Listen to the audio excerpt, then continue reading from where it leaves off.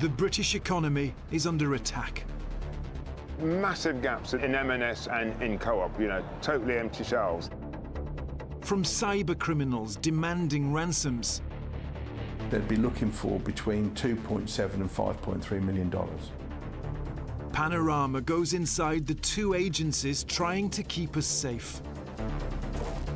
Come to the door! It's going to be the worst year on record for ransomware attacks in the UK, for sure. We have exclusive access with the spies fighting the hackers. They're just constantly finding organisations on a bad day and then taking advantage of them. A cyber war with the highest stakes. The hackers threaten to contaminate the water. Ransomware is the biggest cybercrime threat there is. It's a national security threat.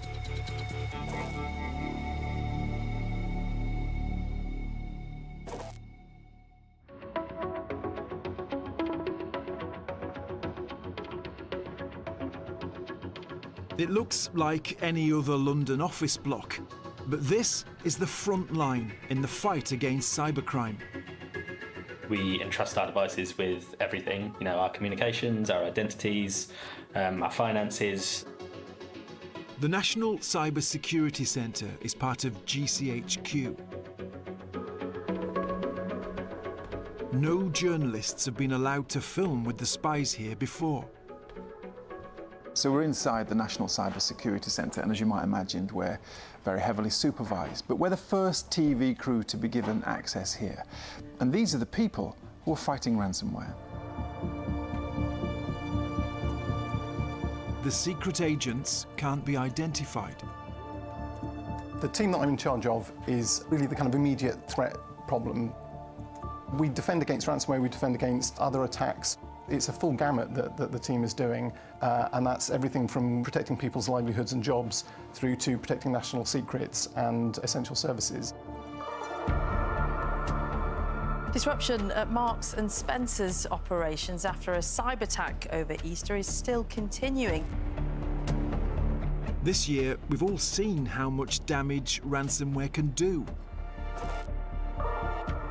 Hackers break into a company's IT network, steal data and lock the system, demanding a ransom to put things back. Retailers have been warned to stay vigilant after the Co-op was forced to shut down parts of its IT systems to prevent hackers from gaining access. With such high-profile attacks, the spies have decided it's time to talk. Why did you think Panorama should come in? Why is it important? So for us, we've seen essentially the tide of cyber attacks rising over many years. So it's really important for us to get the message out there that we can't solve cybersecurity for the nation. We need organisations to take the steps they need to take to secure their systems, to secure their businesses. The spies are tech experts who use secret intelligence to try to stay one step ahead of the hackers. They try to warn companies who've been hacked before any ransom software can be activated. For the ransomware to detonate, we could be looking at, in some cases, a couple of days, could be looking at a couple of hours. So that's why it's immediate priority, because we want to get that information as quickly as we can to prevent that possible risk. And how satisfying is it if you are able to avert it? Very. That's normally a very good day in the office. Early detection matters. Once files are locked by hackers, it's almost impossible for anyone else to unlock them. Ransomware can be a brutal crime. A gang might attack 10 businesses and get a payment from 3, but all 10 businesses have been seriously hurt. They don't need every victim to pay, they just need some of them to pay. So it's kind of more like, a criminal going down the street and checking car doors to see which ones are happen to be unlocked, rather than going down the street and only looking for Bentleys or BMWs. M&S in Aberdeen, a business still grappling with the fallout of a cyber attack. M&S's online store was closed for 7 weeks. The company says the attack has cost it £300 million in lost profits. This summer's cyber attacks have also hurt suppliers.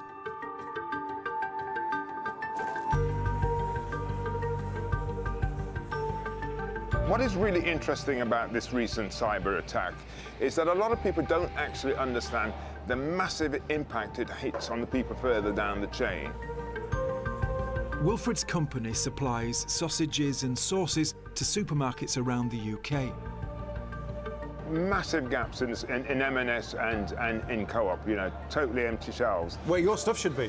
Where my stuff should be. Their summer has been blighted by ransomware. As well as their customers, M&S and Co-op, a company that transports their food, was also hacked in a separate attack. Now, the thing about a sausage is that it has a 7-day shelf life. If it isn't in the shop and it isn't sold, that gets wasted. So you went through the M&S cyber attack, the Co-op cyber attack, then there was the distributor that hit you as well. Yeah. How much has this cost you? This could be costing us hundreds of thousands, and I'm not exaggerating. Wow, that hundreds much? of thousands, and that is a lot of money for a small business.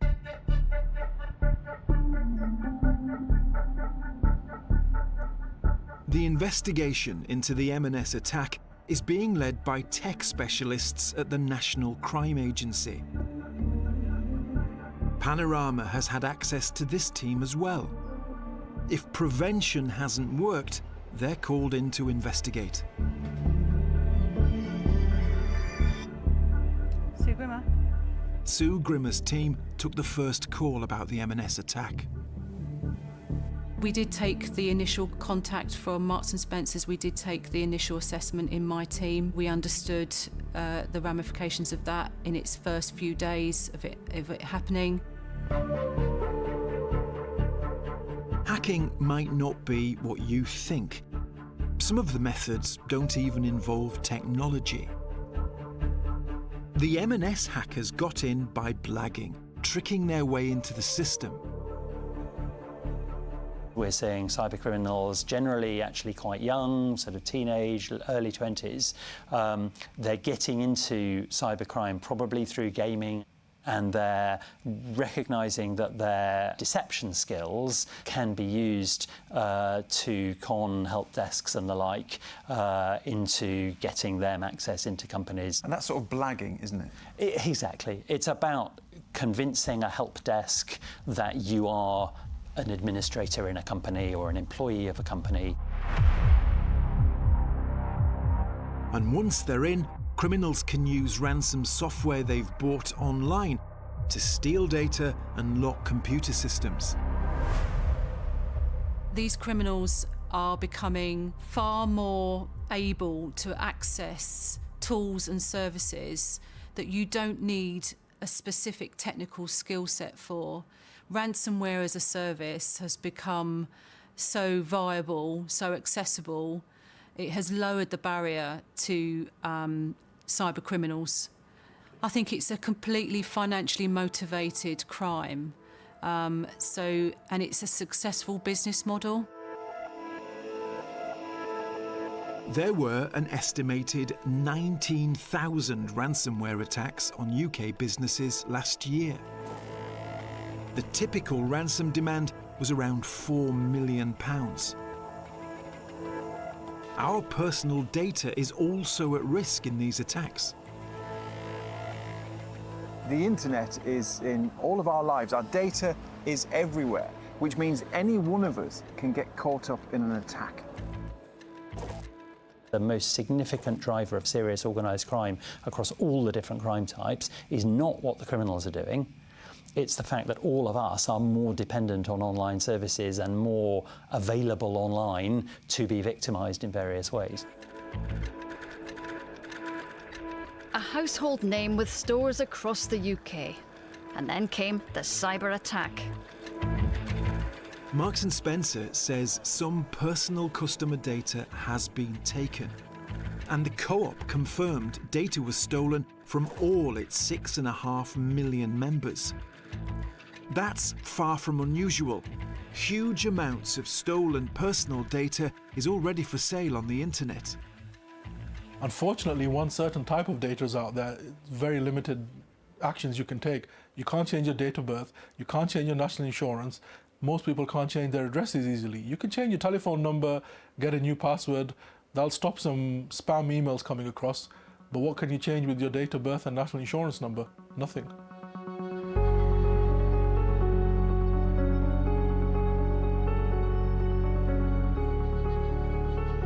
The spies are the first line of defence. So what goes on here inside the National Cybersecurity Centre is important to all of us. This spy was on the night shift when a recent attack was spotted. So the call came in about midnight. It became an immediate priority for us. How does it feel when you're dealing with an incident like that that's live? It's quite thrilling because, especially in the middle of the night, you're phoning lots of different people up, you're trying to get in contact, you understand the scale of what's going on and you want to reduce the harm that something like that can provide. So it can be really thrilling, and especially if we're successful in something like that, it can be a great motivator.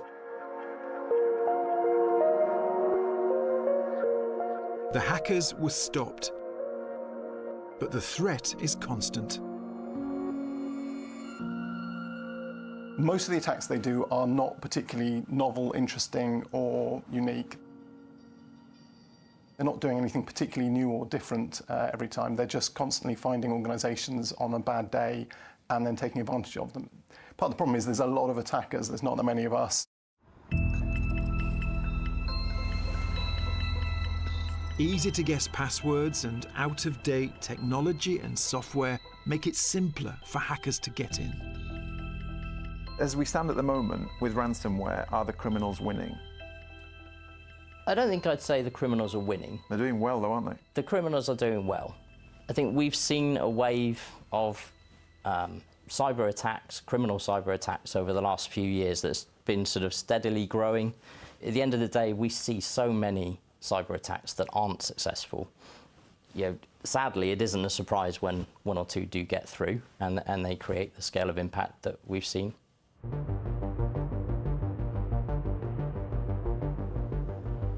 When the criminal gangs strike, victims can be slow to spot that everything is about to change.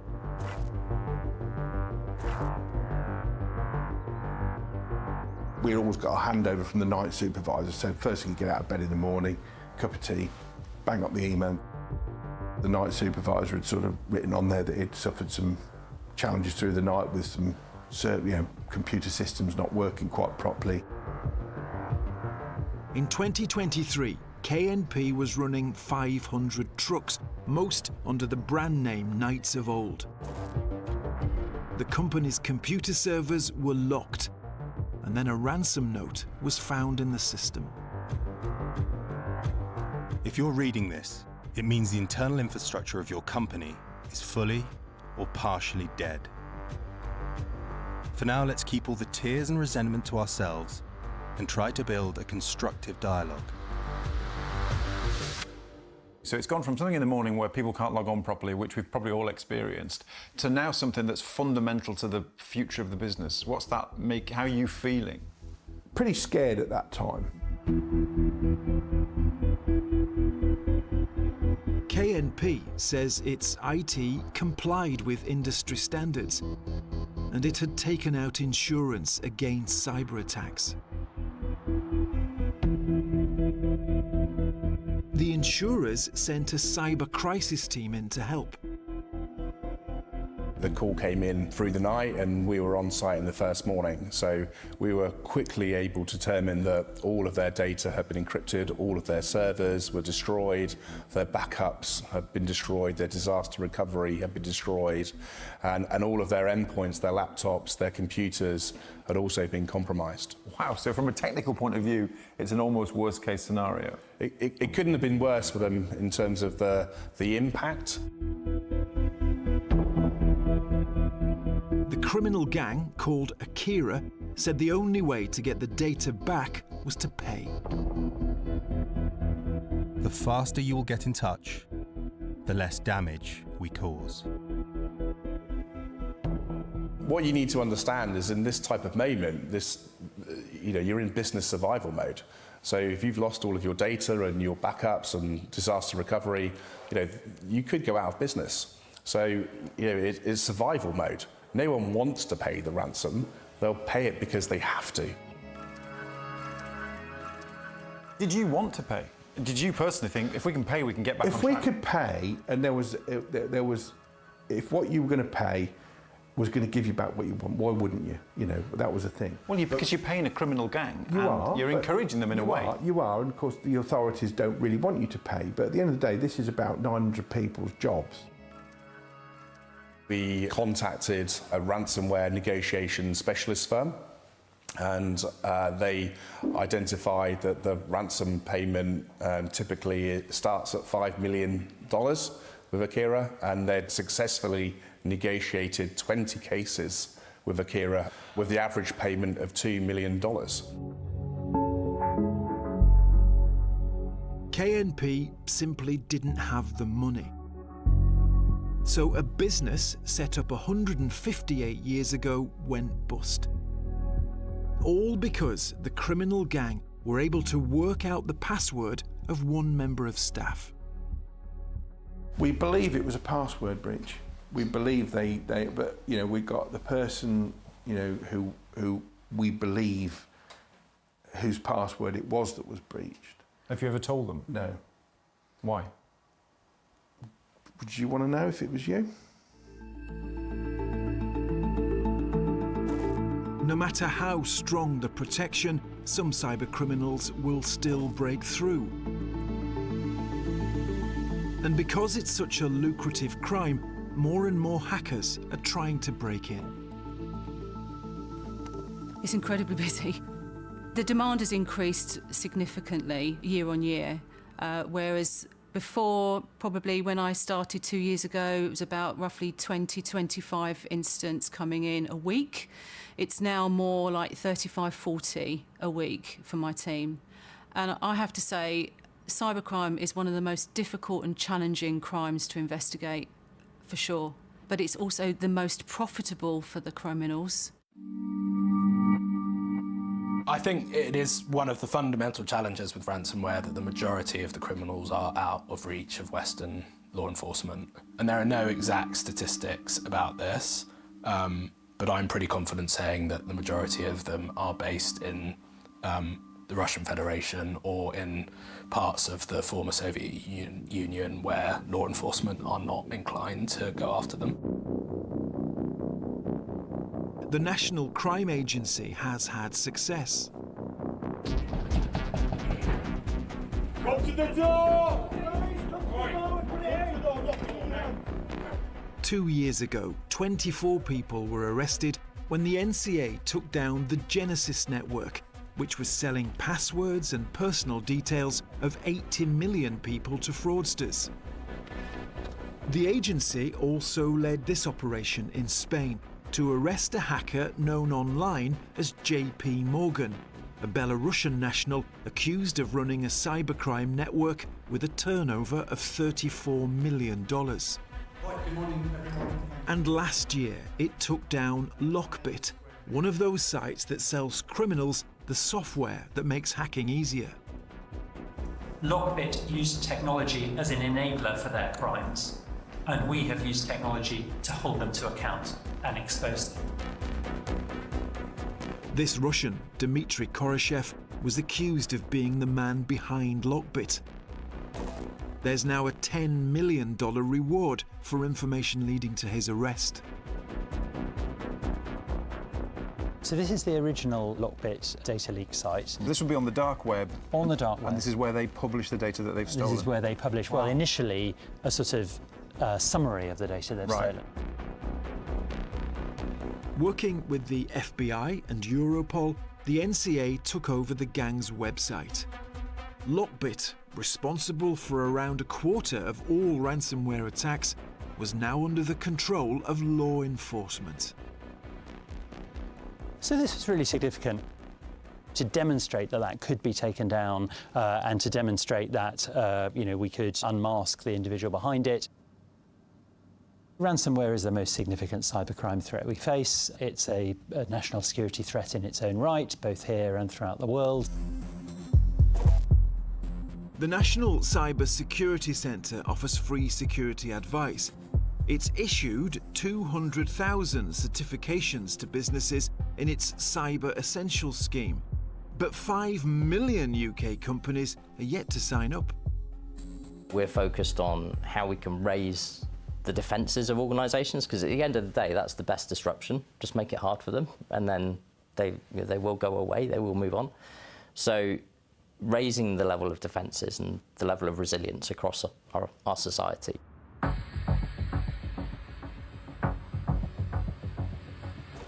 What helps the criminals is ransom attacks can be an almost secret crime. Many companies decide it's better to quietly pay up. Often, we never get to hear about the attacks. Big companies get hit, they pay the ransom to get their data back, but the police and us, the public, we're never told. As long as the money doesn't break sanctions or fund terrorism, it's legal for businesses to pay ransoms. Just because they're not always reported in the press doesn't say that it doesn't happen. And that might mean that they'll pay it to get their data back, or that the threat actors have stolen really sensitive data and they don't want that data to be published. So even if they've got their data back, they still might pay the ransom to stop the data from being published on a leak site.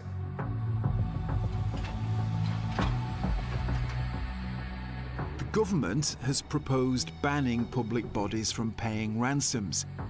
Private companies might have to report ransom attacks and get government permission to pay up.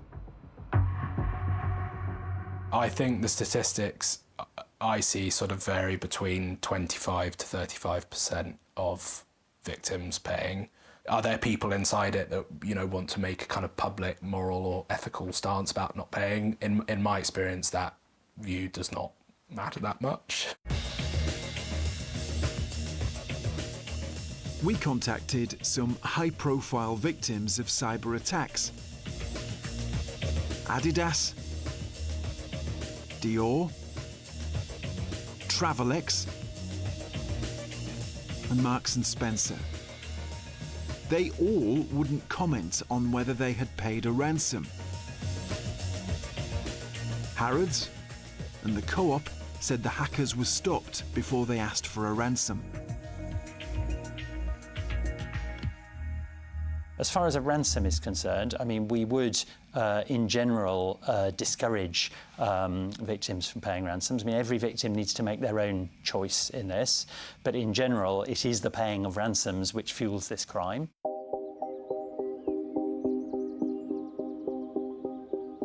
Ransom gangs attack where there's a weakness. Schools, hospitals, councils have all suffered. It's not just companies in the firing line, but also our national infrastructure. This is Blithfield Reservoir in Staffordshire. It looks gorgeous on a day like this, and this water is crucial to the communities that live around here. But the water company that runs this place was hacked. The cyber attack here shows the global nature of the threat. South Staffordshire Water Company was hacked by a Ukrainian group called Klop.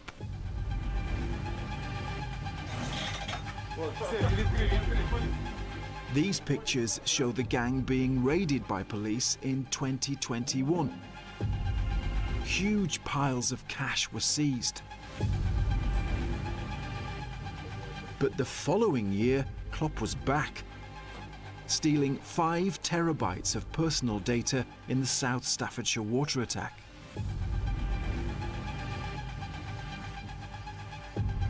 It wasn't the theft of personal data that made this attack different. The hackers said they took control of computer systems that controlled the chemicals in the water. It was the computer systems inside this works, seedy mills. Klopp published these screenshots of the water treatment system to show they had control. If the chemical levels had been changed, the water could have been poisoned. The hackers threatened to contaminate the water that was being provided to individuals. We don't believe they went ahead with that, but it was a threat nonetheless. The trajectory is upwards, and it seems like no organization is off limits for the hackers. South Staffordshire Water says its investigation concluded the screenshots had been falsified and there was no risk to the public water supply. The company says it did not pay any ransom and it has upgraded cybersecurity. Vital infrastructure, water, power and defence is at risk. A parliamentary committee concluded the UK is unprepared for the high risk of a catastrophic ransomware attack. Ransomware is one of the most significant cyber threats and crimes facing the UK, and if it continues on its current trajectory, there is probably the risk of a sort of national emergency type incident at some point. 10 days ago, the NCA arrested 4 people in connection with the M&S, Co-op and Harrods attacks. This year we've seen a rise. So if it continues, I predict it's going to be the worst year on record for ransomware attacks in the UK, for sure.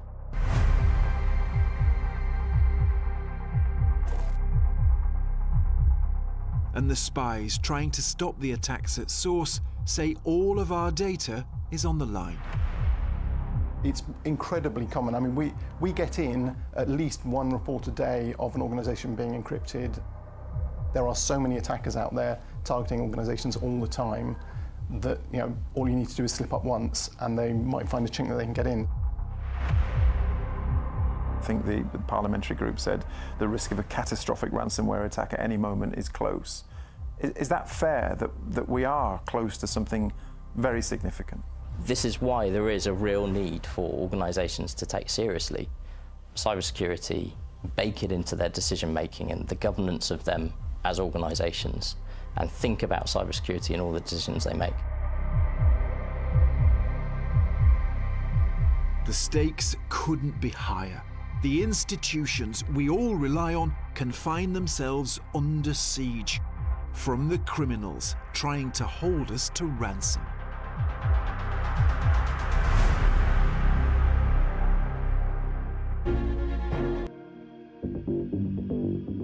Hundreds of thousands of people are stalked online every year.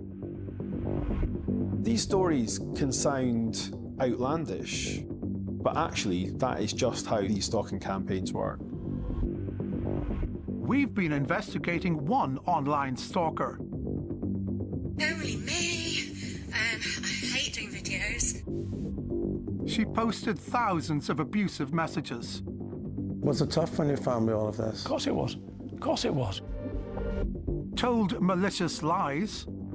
I didn't want to do anything after that. But I have to carry on. And ruined lives. I've got a successful business and I have run the business for 20 years, but I've let this happen to me. Sorry.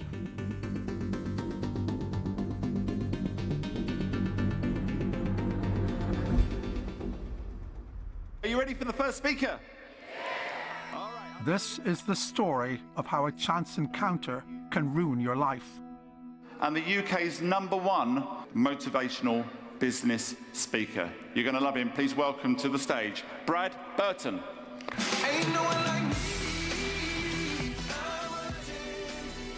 Brad Burton's a motivational speaker.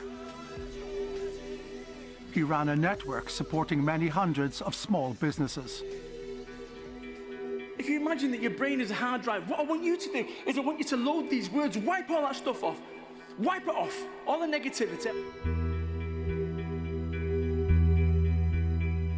6 years ago, he was hosting a workshop at Aston Villa Football Club.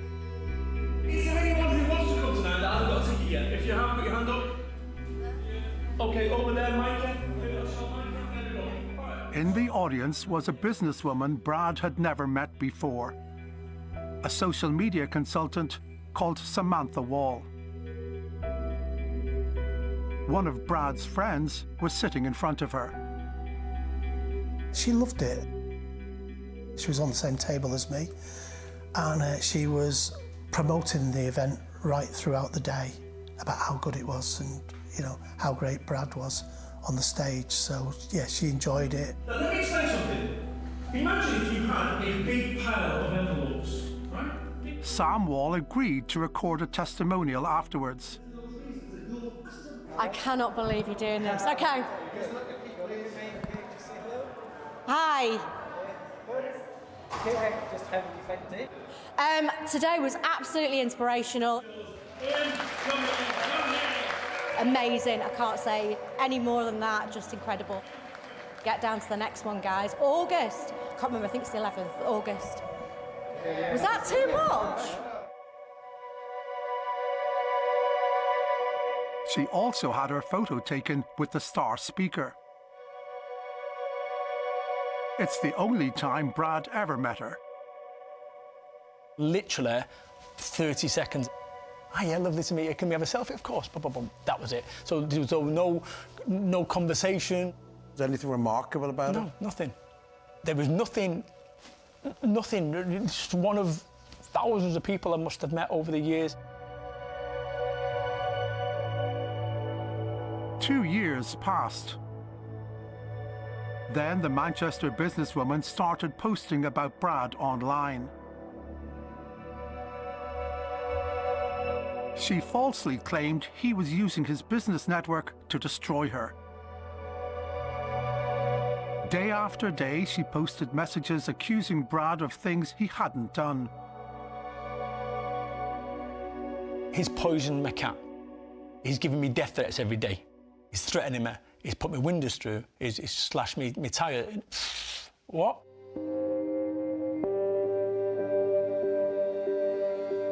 Brad had no idea why he was being targeted, but the messages kept coming.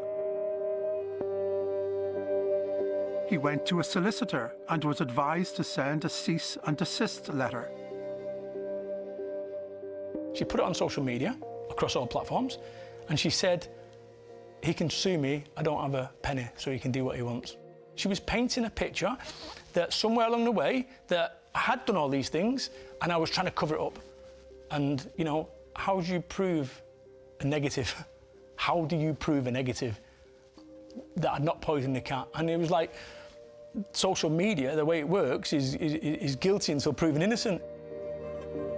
The last 12 months has been tough for everyone. Financially, emotionally, spiritually, physically, on every level it's been tough. Brad reported the abusive messages to the social media companies, but they didn't stop. Sam Wall posted to her more than 30,000 followers on LinkedIn, the very platform Brad relied on to promote his work. Some of the messages on here are incredibly detailed. This one is more than 20,000 words long. Sam Wall describes Brad as a psychopath who controls and threatens, and she falsely claims he's been stalking her for nearly 10 years.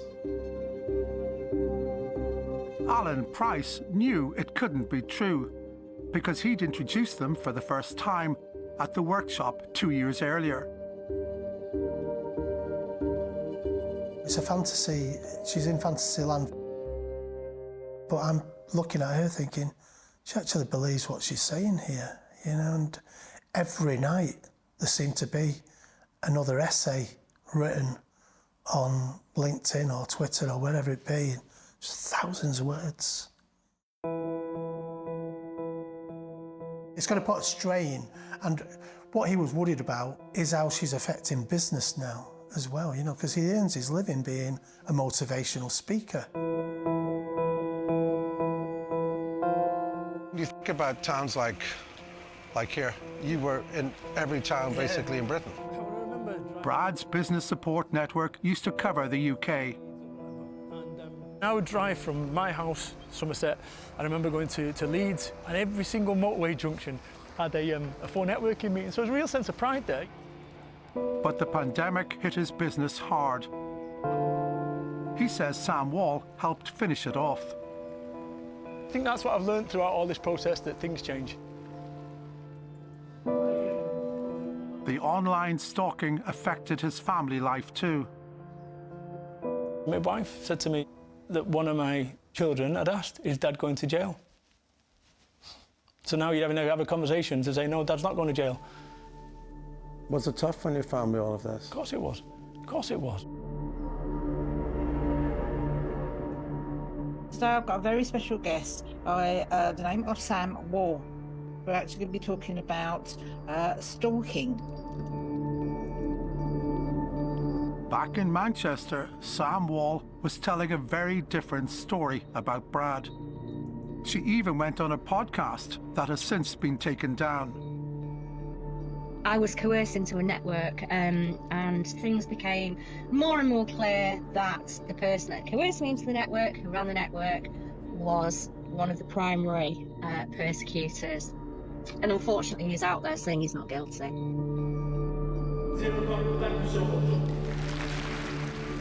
I know he's done it to others. I think social media stoked it for him and become his hunting ground. Brad was being publicly vilified. But he wasn't Sam Wall's only target. City Airport, please. Yeah, no problem. This is Naomi Timperley, seen here in an ad for accounting software. You all right? Yeah. Am I allowed to get out? Yeah. Oh my gosh.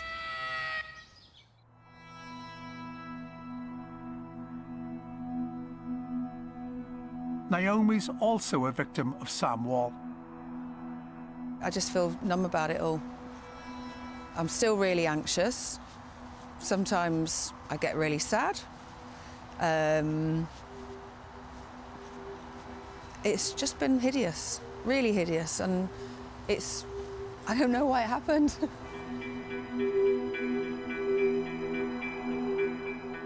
I came across her on Twitter, actually. I used to follow her. We were connected on LinkedIn. I've only physically met her twice, and when I say met, not formally met, I've seen her at 2 events. Naomi's never had a conversation with Sam Wall. But in 2021, Naomi messaged her, saying she should stop criticizing people online. That was enough. Just the weirdest things. Accusing me of stalking her, that's been her narrative. Accusing me of all sorts of different things. Gang stalking, apparently I've slashed her tyres, criminal damage on her property, losing a business, the list just goes on. Were any of those accusations true? No. No, this is somebody that I don't personally know. Once again, the torrent of abuse came out of nowhere and made no sense. I've been personally attacked on Instagram, Twitter, LinkedIn and Facebook and accused of really vile things. And because it's had such an impact on me, it's also had an impact on my family. So my kids were scared, even my husband was scared. I don't know that she isn't going to turn up on my front door.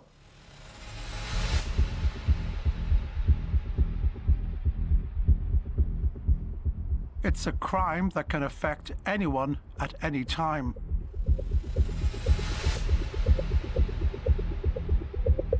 If you look at the big picture, there are 600,000 reports to the police around cyber stalking and online harassment every year. These stories can sound outlandish, but actually that is just how cyber stalking works. That's how these stalking campaigns work.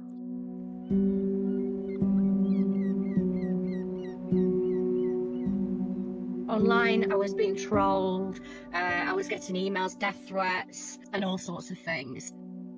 What happens is you don't actually realise that this is all connected. We've spoken to other victims of Sam Wall who don't want to be filmed. They've also been stalked online and accused of crimes they haven't committed.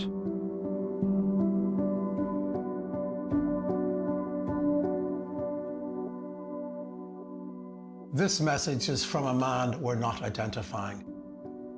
He says that Sam Wall stalked him for 10 years. She used to turn up at his work, falsely claiming to be his wife and telling people he had beaten her up. He says Sam Wall sent thousands of texts and that 10,000-word emails were sent to his friends and business contacts.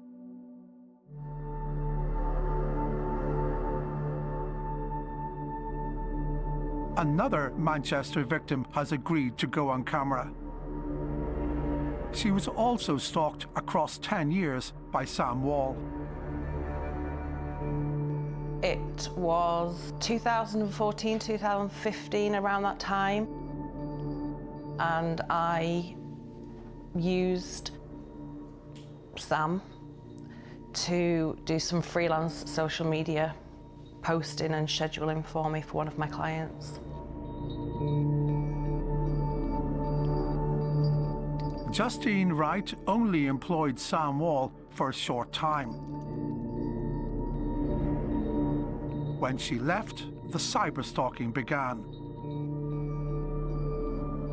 I would wake up in the morning and there would be 20 posts all made that previous evening.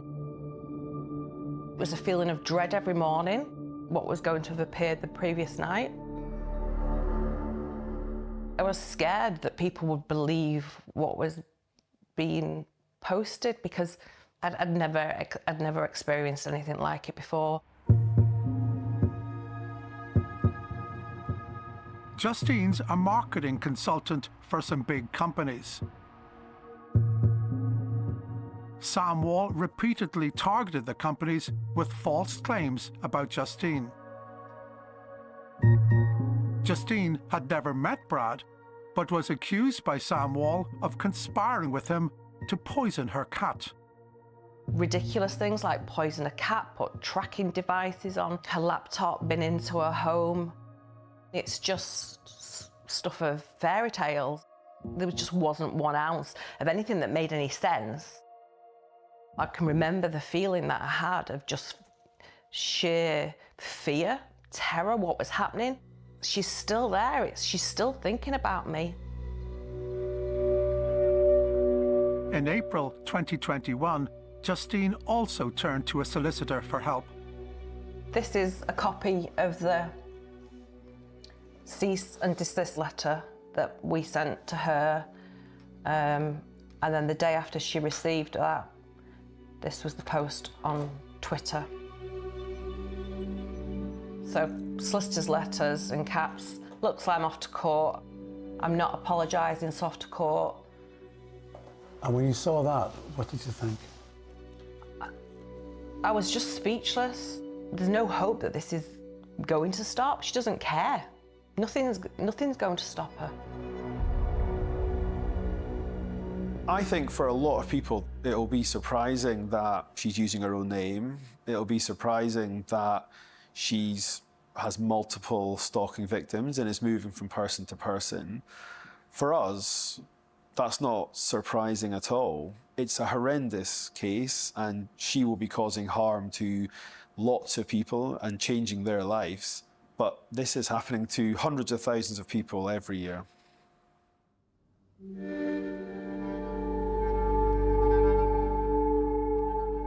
After more than a year of online abuse, Brad reported Sam Wall to the police in July 2022. 2 months later, Naomi did the same. Sam Wall was arrested, but the posts just got more extreme. She falsely claimed that Brad and Naomi had been arrested for stalking her, and that Brad had been jailed.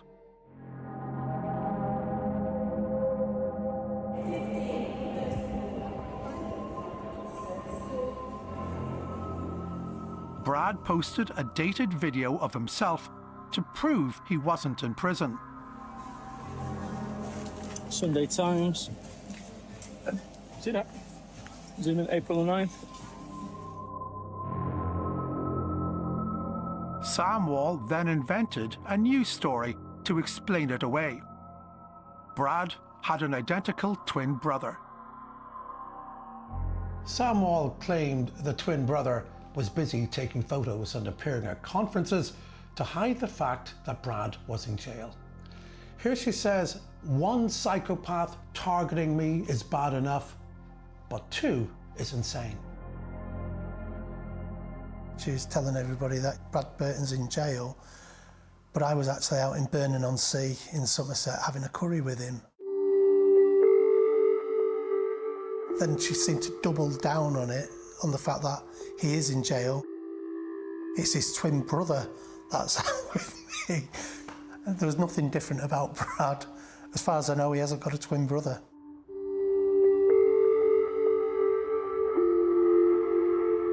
Almost a year after Brad first reported Sam Wall to the police, her abusive posts were still appearing. So he made a 400-mile round trip to see Greater Manchester Police. Heard nothing. People are not returning my calls. And I'm waiting to see somebody who can perhaps give me some answers. You know, I'm a victim in all this, and that's the thing that it's easy to forget. You know, this is not... If you was living this every single day, you'd understand. Like, you know, if it was being handled, fine. But the crimes are being committed every single day against me. Not fine. So that's why we're here. Cheers.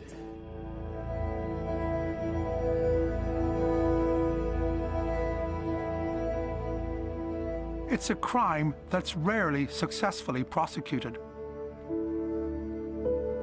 Less than 2% of stalking and harassment cases end in a conviction. A major review last year found a lack of understanding of the crime and evidence of the police failing to take it seriously. So few of these cases actually end up with an investigation.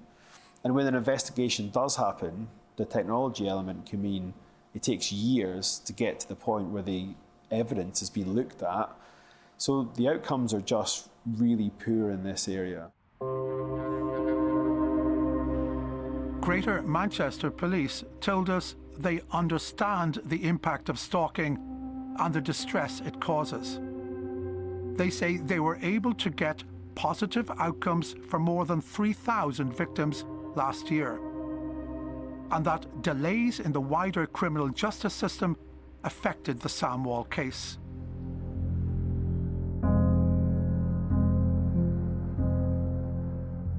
In July 2023, Sam Wall was finally charged with stalking Brad and Naomi. I have the greatest respect for Naomi and Brad, because they did do something about it and I didn't.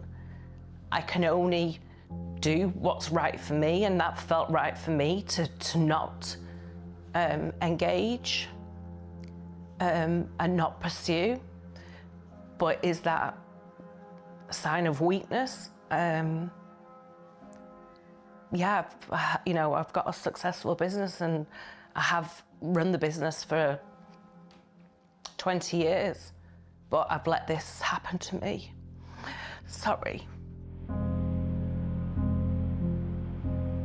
We only hear about the high-profile people, the celebrities, but most of the harassment, most of the threats are coming to people, ordinary members of the public, who literally do not know what to do.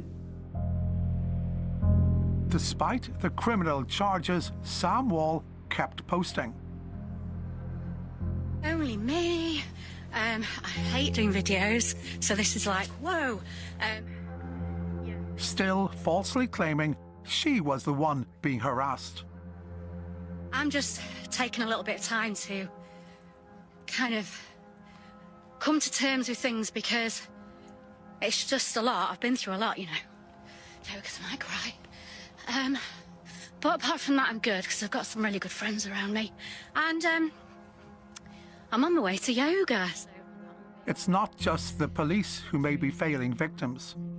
Despite repeated requests, the social media companies didn't take down Sam Wall's messages. I have complained to lots of the platforms. I've complained about lots of posts. Other people have complained on my behalf about lots of the posts. Have they been removed? No. Which companies? Instagram, LinkedIn, Facebook, Twitter. They decide what should be taken down. They decide when it should be taken down, how it should be taken down, and they would say, when you ask them, they say, we comply with the law. Posts are up there across all the platforms. Does that surprise you? Not even remotely surprised at that. Not even remotely surprised, unfortunately. LinkedIn told us they can't comment on individual users, but they don't allow bullying or harassment directed at other members and will take action on anything that violates their policies. Twitter, now known as X, Instagram and Facebook didn't respond.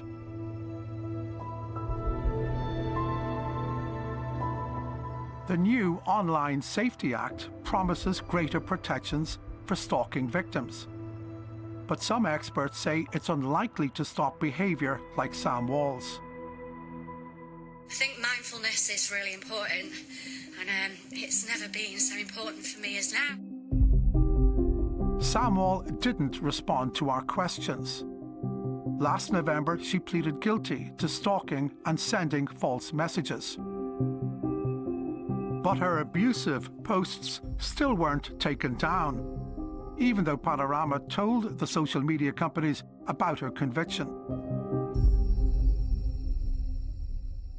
I feel sorry for her, but in the same breath, I'm also incredibly angry. Because for a very small part of my life, she's ruined my life. You haven't been able to sleep at night sometimes? Yeah, I've had sleepless nights. I've had some times when I didn't want to get out of bed. And actually, when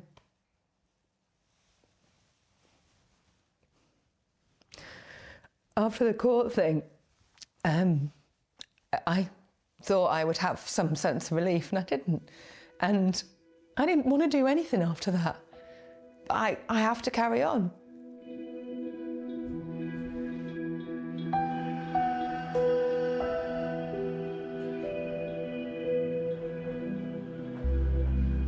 It's January, and Naomi's hoping that today will be the day it all finally stops. She's going to see Sam Wall sentenced at Crown Court in Manchester. How do you feel today? Nervous, very nervous. I feel sick, if you want the honest answer. It's been some time to get to this point, hasn't it? Yeah, very much so. I just want today to be over and then I can get some kind of closure.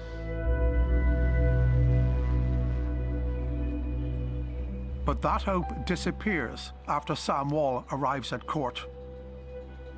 The sentencing is delayed because the judge wants a psychiatric report.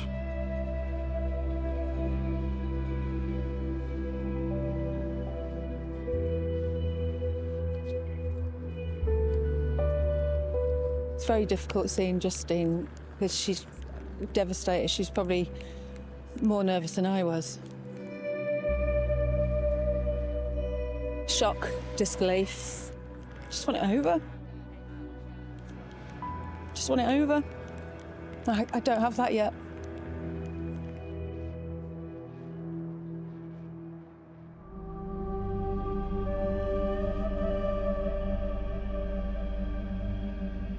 The advice to victims of online stalking is basic. Don't engage, keep records, and report it to the police. But the people in this program did that, and the abuse still carried on for years. I don't think the police understand this crime. It just carried on, despite what happened, despite her being arrested and breaking bail and being warned that she couldn't do what she was doing, she just carried on. Sam Wall's sentencing has been delayed again, but the judge has told her to expect a prison sentence. Her legal team said the psychiatric report shows she has a chronic delusional mental health illness. Last week, she posted another abusive message about Brad. She's made lots of people's lives pretty damn awful for a very long time, and people that just don't, you know, deserve it.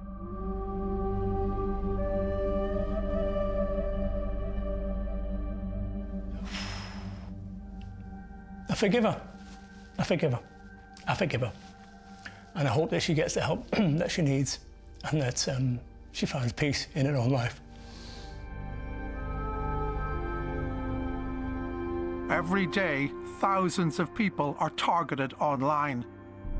The social media companies don't seem to care, and the police can take years to stop it.